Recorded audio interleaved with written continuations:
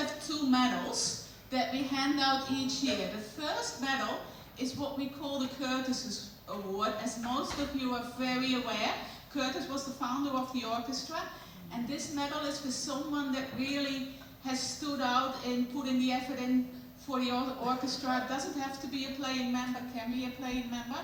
And this year we've selected someone that hasn't been playing for that many years with the orchestra, but has really shown huge effort. He's done things like being here at 7:30 this morning to make sure we get a good recording.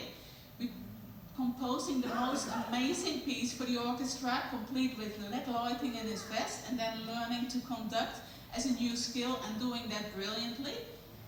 Mark, I've got a medal for you.